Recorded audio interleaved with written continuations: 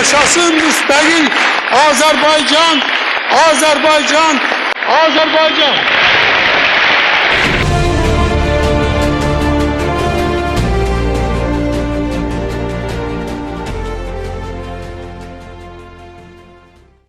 Hər kəsə salam, mən Murad Tahirli. Hamınızı səmimi qatdan salamlayıram.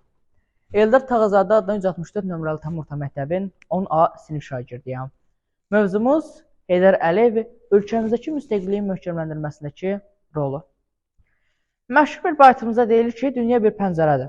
Hər gələn baxar və gedər. Yox, o hər gələn və sıradan bir adam deyildi ki, dünya pəncərəsinin önündən səssiz səmirsiz, lal dinməz, işsiz toz tutub keçsin. Milyonlara qarışıb tarixin yaddaşından silinsin. O heç kimi bənzəməyən və heç kimi təqlid etməyən müdrik, nadir bir şəxsiyyət idi. Odur ki, dünya pəncərəsinin önünə çatdığı zaman dahilərə məxsus bir əzəmət ayaq saxladı. Özündən əvvəlkilər kimi axıran qoşulmadı. Ətrafı diqqətlə nəzər yetirdi. Gördü ki, sanki insanlar bir havasızlıqdan, ürküdən əziyyət çəkirlər. Belələ bu müdrik insan dünya pəncərəsini taybataya açaraq ətrafındakılara xoş, ciyər dolusu, bol bahar fəslini bəxş etdi. Çünki o özü də bahar övladı idi.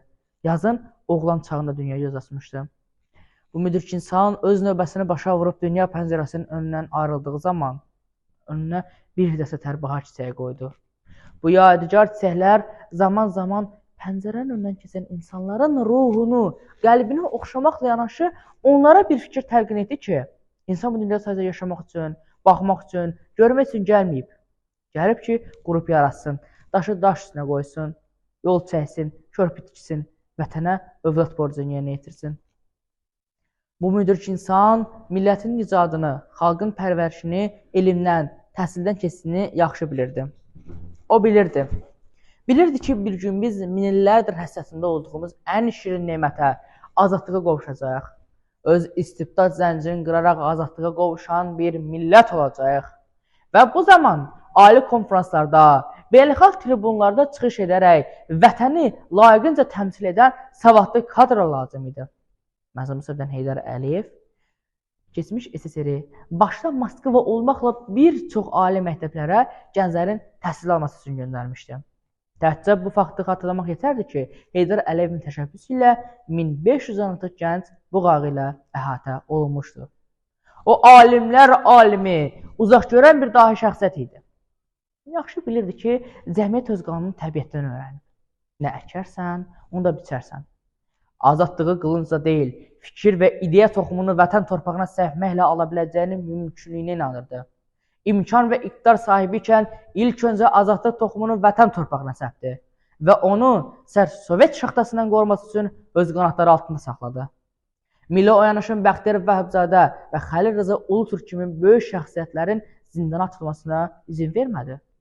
Ürəyə azadlıq eşqi ilə yanan bu vətən oğullarını yad əllərə vermədi. Bu dahi şəxsiyyət gənclik illərində memar olmaq, qrup yaratmaq arzusu yaşayıb. Ürəyi vətənini laləzara, cənnət məkan bir diyara çevirmək eşqi ilə döyünüb. O, bütün Azərbaycanlarını bir amal və bir məslək uğruna birləşdirmək işini öz üzərinə götürərkən yaxşı bilirdi ki, bir gün müstəqilliyə çevriləcəkdir. O, özü və ailəsi ilə bərabər böyük təhlükəli bir yola başladı. Azadlıq, azadlıq deyə-deyə dünyasını dəyişmiş, yad əllərin əlində zülm və işgəncələrə məruz qalmış ulu ata və babalarımızın ruhunu şad elədi. Onların nəsiyyətini yerinə yetirdi və öz əlləri ilə Azərbaycan Respublikasının müstəqillik rəmzi olan üç rəngli bayrağı göylərə qaldırdı. Gəlin tarixə nəzər salaq. Görür ki, 20-ci əsr Azərbaycançılıq ideyası məhz Heydər Əliyev tərəfindən formalaşmışdı. Yenə deyirəm, Heydər Əliyev dünya Azərbaycanlarını bir amal və bir məslək uğruna birləşdirmək işini öz üzərinə götürdüyü zaman yaxşı bilirdi ki, bir gün müstəqilliyə çevriləcəkdir. Hələ bu fikrin ideya toxumları vətən torpağına səpilərkən o demişdi, azadlıq hər bir dövlət üçün vacibdir. Müstəqilliyin yolu böyük çətinliyi məhrumiyyətlərdən keçir. Ancaq Azərbaycanın müstəqilliyi əbədidir, dönməzdir və sarsılmazdır. Bu uzaq görən şəxs bilirdi biz müstəqilliyə çevriləcək.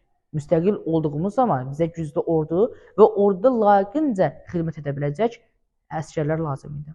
Mərhum Səbtən Heydər Əliyev 1971-ci ildə Cəmşid Naxçıvanski adlı hərbi məktəbin açılması üçün Moskvadan razılıq alır. Razılığa əsasən bu məktəbi 10 minə yaxın gənc başa vuraraq böyük hərbi həyata vəsiqə qazanır. Elə 44 günlük Vətən müharibəsində də Qarabağı yenidən bizə qovuşduran insanların arasında Naxçıvanski qutaranlar da var idi. Minə yaxın gənc Naxçıvanskinin tələbəsi idi. Və bu gənclər, bu insanlar Vətən uğrunda ölərək şəhidlik qazilik zirvəsini ucaldı. Bu müdür ki, insan öz növbəsini başa vurdu və dünya pəncərəsindən ayrıldı. Amma bu zaman özü qədər güvəndiyi, etibar etdiyi, özünün yetişdirdiyi bir ailə baş komandanı rəhbərliyə gətirərək bizi nigarançılıqdan çıxartdı. Həqiqətən də dünya bir pəncərədir. Mən bu pəncərəyə yaxınlaşarkən ilk öncə Ulu Öndərin ruhu qarşısına baş əyirəm və onun önünə qoyulmuş gülbahar çiçəklərini öz gözlərimlə oxşayıram. Təşəkkürlər.